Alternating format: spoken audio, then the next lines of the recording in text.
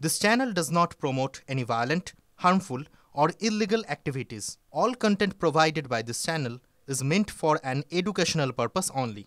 TV9 বাংলার খবরের জের মৃত্যুর 48 ঘন্টা পর টনক নড়ল প্রশাসনের। রবিবার কুলটির মিঠানিতে নির্মীয়মান রাস্তার গর্তে পড়ে প্রাণ যায় জীবন বাউরির। বাঁশের ব্যারিকেড চারপাশে ফিতে বাঁধার কাজ শুরু করল আসানসোল দুর্গাপুর উন্নয়ন পর্ষদের ঠিকা সংস্থা। এই কাজ করতে গিয়ে স্থানীয়দের বিক্ষোভের মুখে সংস্থা। স্থানীয়দের প্রশ্ন, কেন মৃত্যুর পর শুরু হলো সেফটির কাজ? পুলিশের আশ্বাস, অভিযুক্ত ঠিকা সংস্থার মাধ্যমে মৃতের পরিবারকে ক্ষতিপূরণ দেওয়ার ব্যবস্থা করা হবে। আর সূত্রের খবর, পরিবারকে 8 লক্ষ টাকা ক্ষতিপূরণ দেওয়া হবে। গাফিলতির কথা স্বীকার ঠিকা সংস্থার। পাশাপাশি তারা দায় চাপিয়েছেন বিদ্যুৎ দপ্তরের ঘাড়েও। গুড়ি থেকে রাধানগর অর্থাৎ চিত্রা ভায়া মিঠানি, এই রাস্তাটি দীর্ঘদিন ধরে সংস্কার হয়নি, সেই দাবিই ছিল। আসানসোল দুর্গাপুর উন্নয়ন পর্ষদ 6 কোটি টাকার বরাদ্দে এই রাস্তার কাজ শুরু করেছে। আর এই রাস্তা সংস্কারের শুরুতেই ঘটেছে বিপত্তি।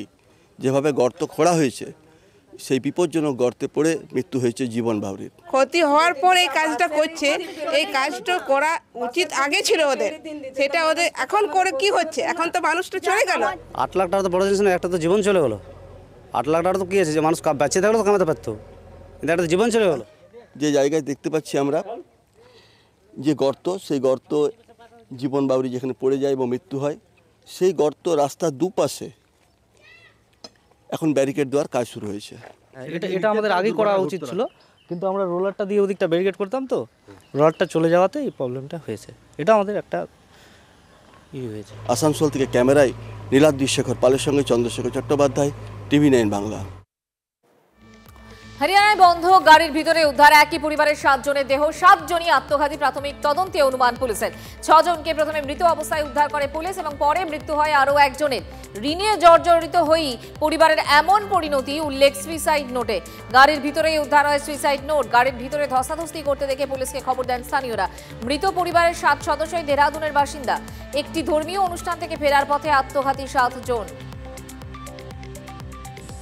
पारिवारिक परेशानी हमारे से तो मतलब नहीं था जी, बाकी अपना था वो जो भी है।